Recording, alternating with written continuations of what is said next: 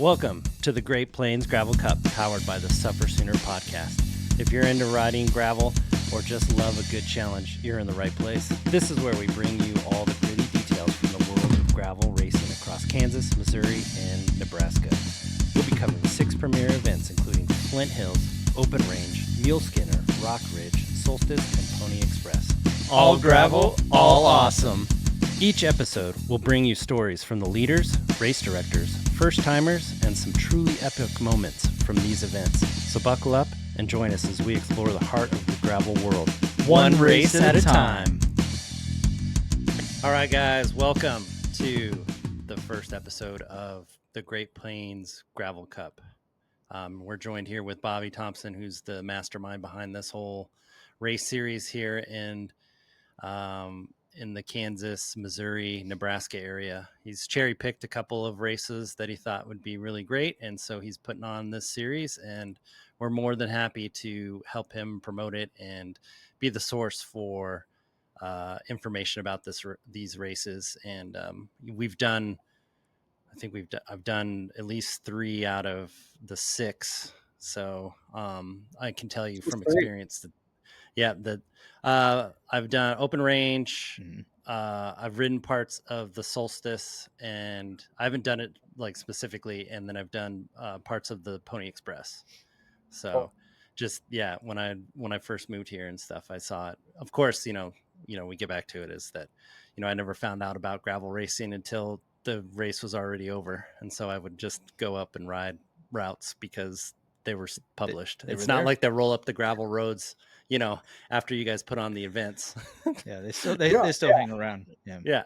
So absolutely. And you figure if the event used it, it's got to be a good route, right? So so I was, that's why, that's how you find out about it. And so I mean, if anything, if the other 3 are just as good as these, of the 3 that I've ridden, there's going to be great. So I'm looking forward to it. So the first stop on this Gravel Cup series is Flint Hills Gravel, which is Bobby's own race. He puts it on every year. It is on April 12th. And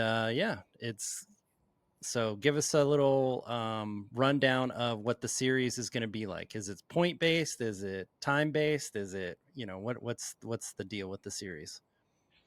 So we'll jump right into the series then. The series is 6 events that there'll be points awarded per event, and then those points are accumulated throughout the year. 5 of the 6 events will go, so you'll have one throwaway event. We know not everybody can make it to everything, so that kind of helps out a little bit on that. Plus, it's a long season. I mean, it goes from my event starts it off at April 12th, and Pony Express goes until September 7th or 8th, I think, something like that. September 6th. 6th. So it's a 9-month season. Yeah. It's a long season. So yeah. So, life gets in the way, kids gets in the way, boredom gets in the way. Some of us forget to the exercise. Heat gets in the way. I was going to say, yeah, right. Having this thing span from spring to fall is asking a lot, but I'll tell you that nice little break in the middle for people is going to be welcome. But man, it gets hot. So that's all right. Yeah. Luckily we didn't throw anything in there July and August, so you can take the summer off and go find a beach somewhere.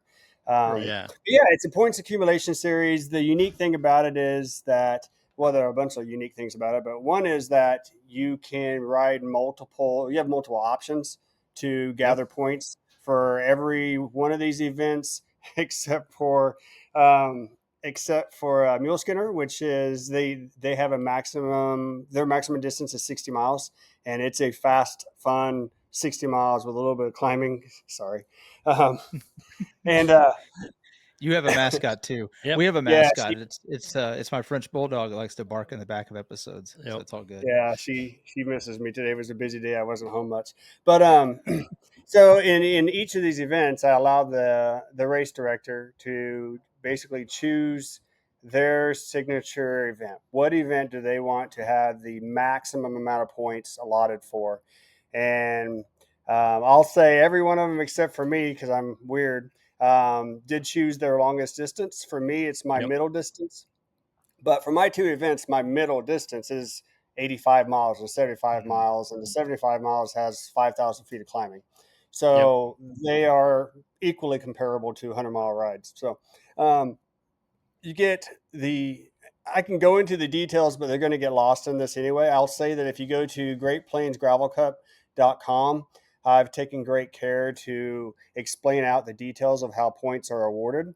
I will say that everybody uh, has the opportunity to get a single point. And the point of getting a single point is, I've heard from quite a few people, what's the point of 1 point? I'm never going to get on a Mhm. podium.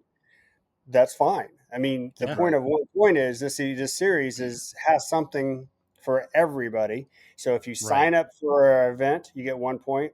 If you show up to check in, you get 1 point.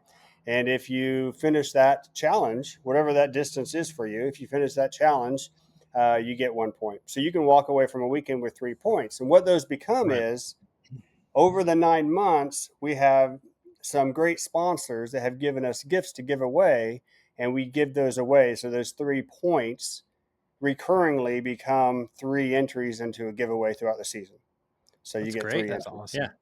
So Yeah. it's So something to it's kind kind of of, tie us all together and keep people watching and keep people keep your attention throughout the whole season. Right. yeah.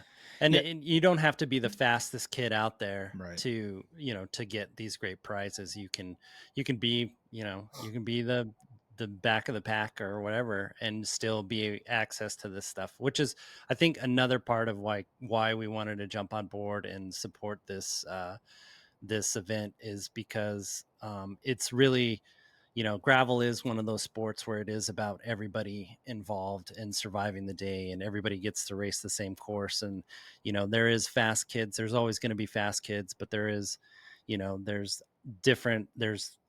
all sorts of people. And I think that's a really great thing, that like just by signing up, just by starting the race, and just by finishing it, you're already 3 points ahead of somebody who didn't do anything, you know? So I think that's great. That's awesome.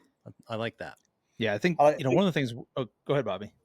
I mean, and the other point of and the other thing to look at is, um, it doesn't the series itself doesn't affect your enjoyment of any of these six Right. events. Right. These six events are not they nothing has changed, nothing will change. It's just an overlay over the top of an already great day that you can go out and ride. If you don't want to pay attention, don't pay attention. You still have a great event. You had a great ride. Yep. Go for it. So it's something to go along with six great events that are already established. Yeah. Yeah, that's what's awesome too Mhm. about it too, is if you guys are just hearing about this for the first time, these are like really premier events. Like, these are some of the best events out here. You get to ride some of the same roads that you do on Unbound. You get to ride some of the best gravel we have in Nebraska, some of the best gravel that we have in, southern Kansas City. Just all of that stuff. It's just really great riding out here. So just showcasing just some of the best spots and the best races and events that we have to showcase, which is awesome.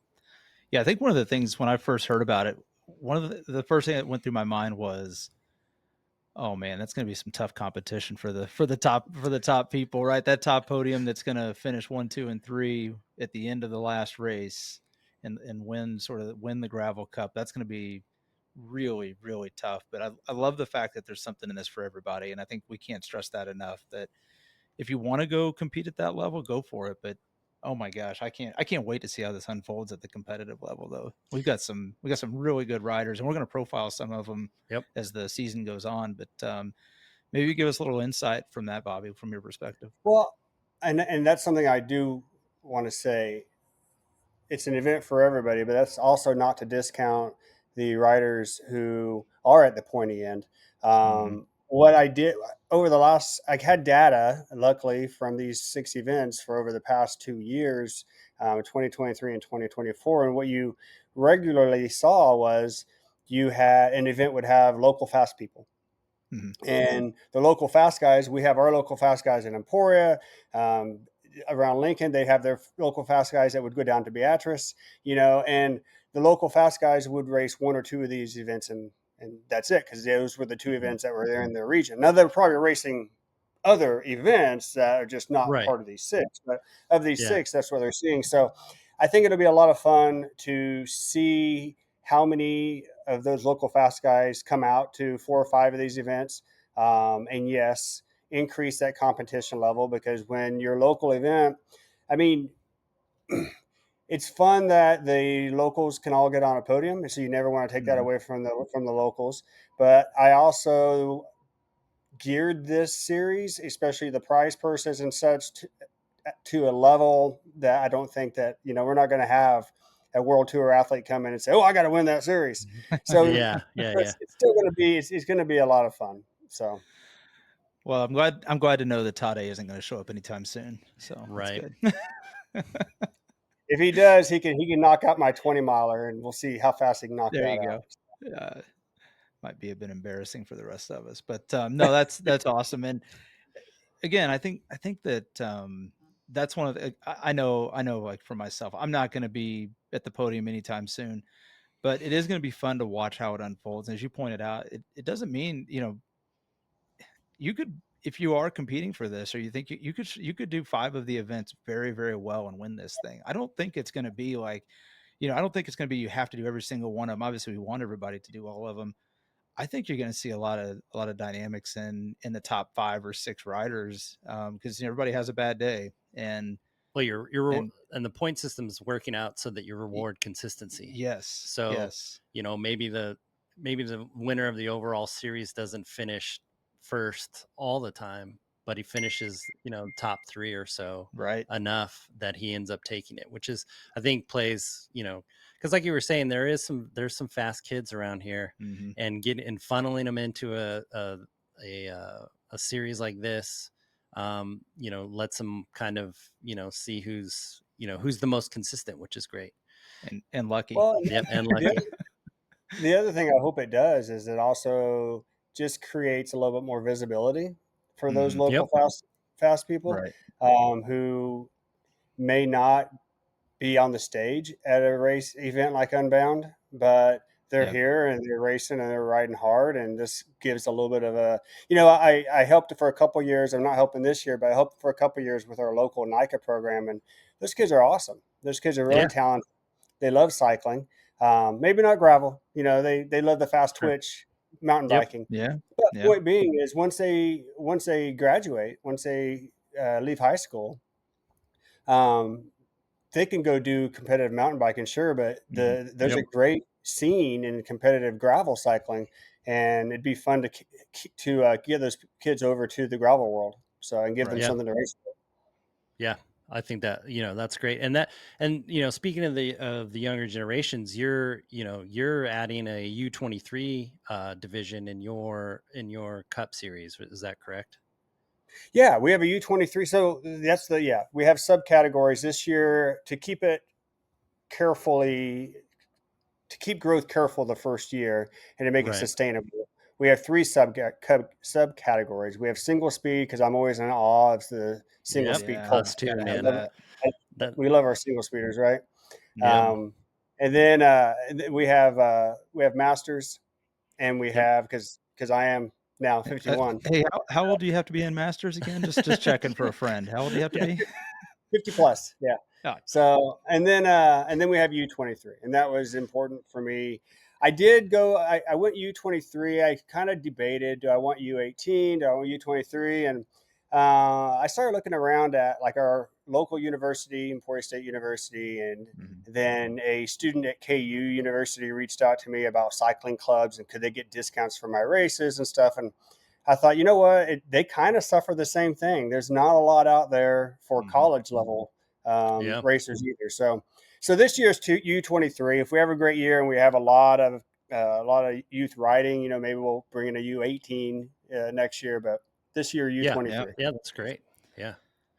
All right. So we got different divisions, which is awesome. We have the point system, which is going to be, I think, as far as how it works out is going to be really good. And then so this brings us to the Flint Hills gravel race. You Mm. have 2 events.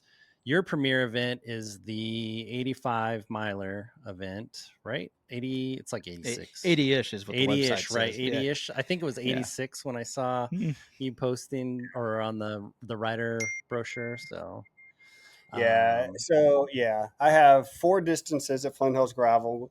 We have I'll start at the bottom. We have 20, we have 20-ish, we have 40-ish, which it's already been announced that it's 49.8, but it's still not 50. So it's still a 40-ish ride.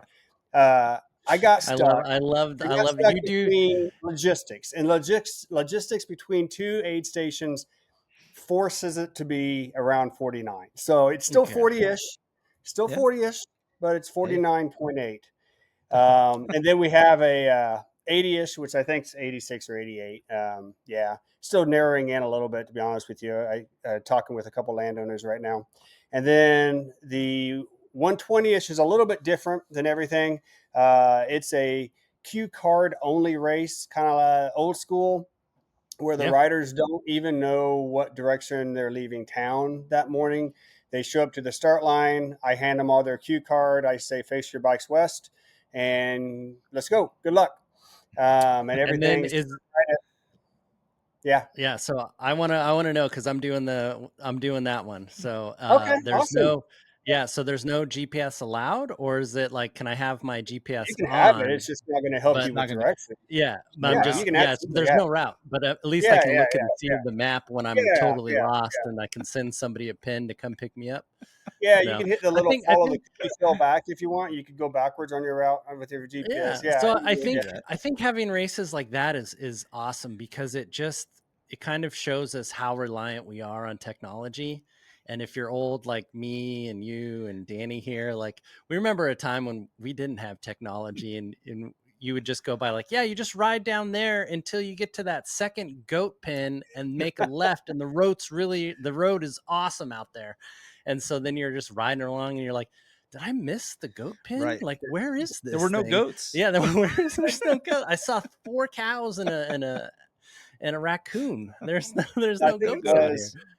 I think it was the second year I offered it, and I'm not gonna mention his name because we've since become friends, and he's a great kid, but very, very talented racer, came down to race it, and he did not know what he was getting into.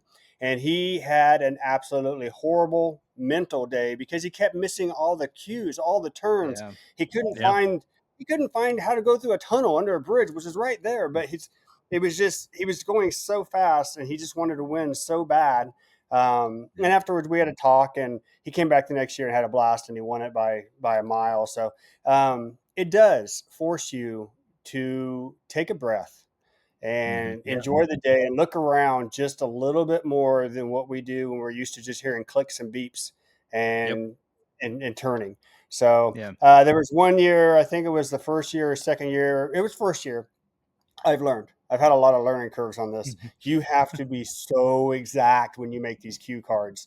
Like, and not only exact on paper, but exact as far as how someone tired would interpret the cue card. And there was a point where the very first year, I had one wrong turn. And the wrong turn happened to be a right-hand turn into a field. They were supposed to go left. Well, everyone who did it thought to themselves, and they told me later, well, Bobby's crazy. He sent us into this field. So they just assumed going to this field. That was the correct way to go until they kept running into fence lines, and then they realized, no, this is the wrong way, and they've all figured it out. But so yeah, it's great, but it's also why the 120 on my distance, my Flint Hills Gravel, cannot be the max point race for the point series, right? What works for an individual event is not going to work. I can't send 250 people out racing this thing. Right. We usually get about 50 to 100. And I tell people it's an adventure. I call it the adventure. It's an adventure ride. It's a challenge. Go do it fast. That's fine, but it's an adventure ride. So if you want to race, do the 85. The 85 is traditional GPS, cue card.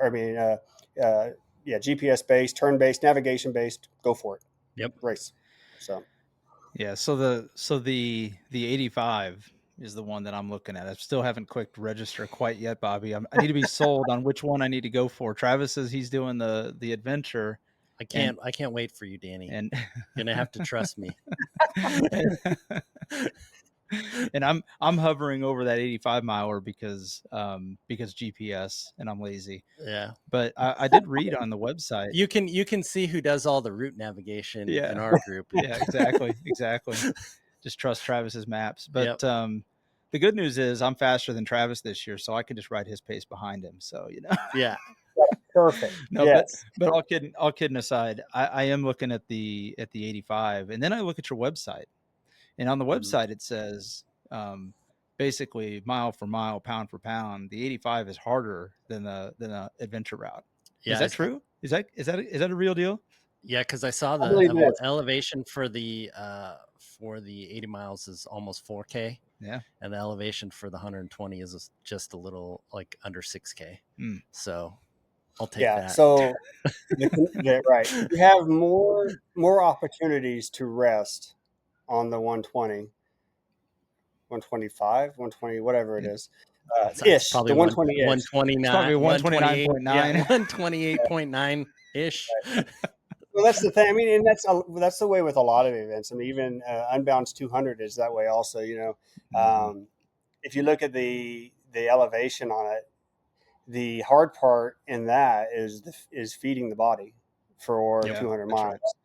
And so for the adventure, you can't just look at the elevation, because the hard part is you're out there for 40 more miles, which if we have 30-mile-per-hour winds, that's 8 miles an hour for 40. Right.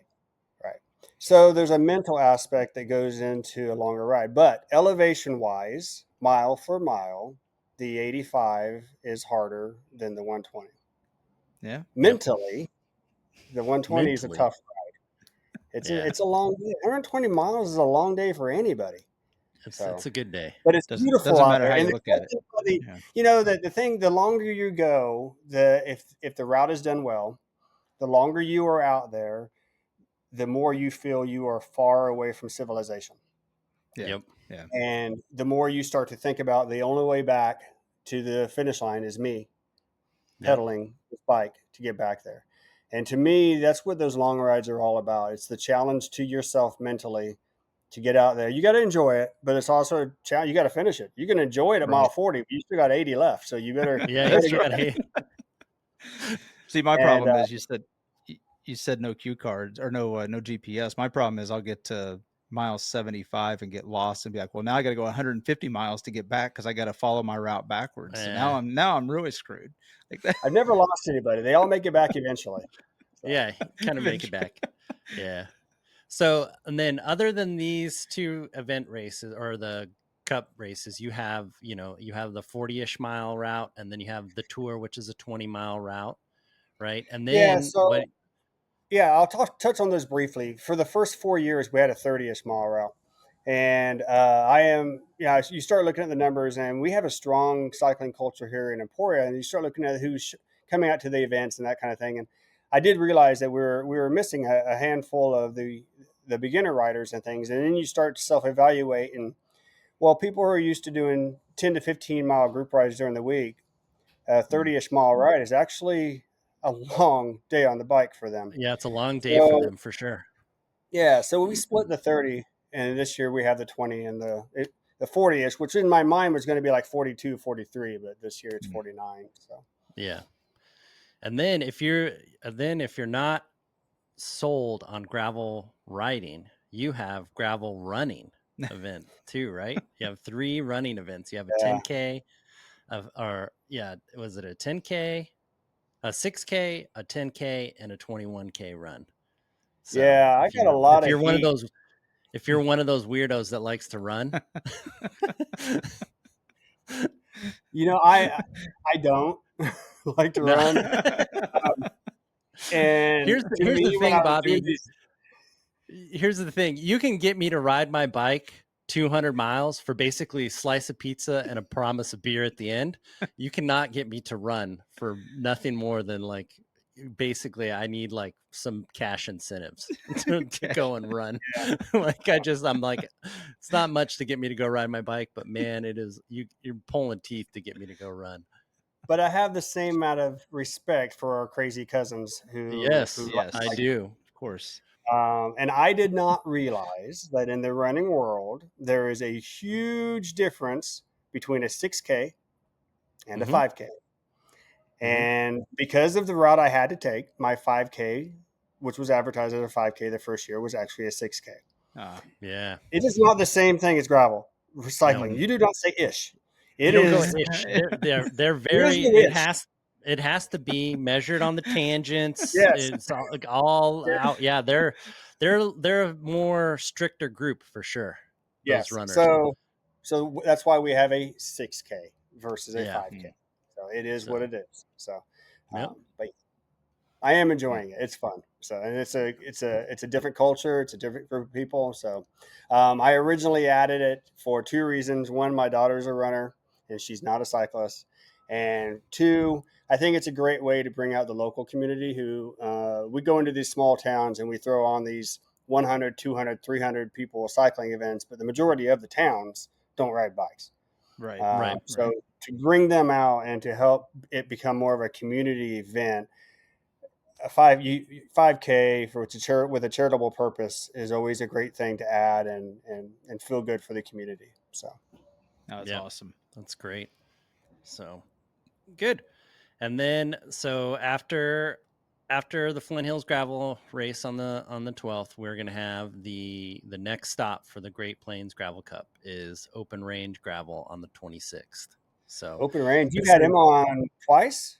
Eric? We're gonna have him on twice. He'll be on next for sure. We love Eric. We love that race. I'm a open range fanatic. I think as far as parts of Kansas that I've ridden through, that I can see why he likes it and why he feels like showing it off. So I think it's one of my favorite spots. It's one of my favorite gravel races for sure. Yeah. That I've ridden. It's also the one I'm scared of the most every year. Yes, of course. Yes. It's the one that I'm the most scared of and is one of my all-time favorites. Yeah. Because it can his long distance is no joke. Yeah, his long distance is no joke. Yeah, and we've ridden it with 40-mile-an-hour winds going 8 miles an hour. It was for 3-4 hours. It was horrible. I don't think it's ever been anything else, has it? Hasn't it always been 40 miles an hour? Last year was 20 miles an hour, which felt like just a light breeze, really. But the motivation there was to dodge a tornado at the south end. That's what I thought. Last year you had yes, yeah. I remember that because I was texting him throughout the day saying, "Oh man, I'm sorry. Oh man, I'm sorry." He's like, "No, we're fine. It's to the east or whatever." Yeah, it was. Yeah, and for us that were out there, I was like, I think it's coming close. No, it's going a little bit more east. It's going a little more east. We were just watching it the whole day as we're riding, going like, oh man, please don't come closer. Yeah, because it was wild. And the irony is, not a drop of rain the whole day. No, no rain. But yeah, it was nice though. So it'll be great talking to him. We always love Eric. Yeah, you'll have a week break, and then you go to Open Range. And I'm looking forward to in the past, just here locally, we've had not quite maybe a handful that goes down there. And this year already I've heard of a couple dozen that are going down there. And I just think that's amazing. So, I think he posted numbers too the other day or something like that. I saw on his Facebook and the numbers are looking really good. So, super stoked to just see the following and just the hype going around that race is so great. So yeah. So thanks again, Bobby, for coming on. We're going to see a lot more of Bobby. He's going to come in and tell us, recap the point standings and stuff after the races and stuff. So, but it's great having you on as always, sir. And hope you have a great rest of your day.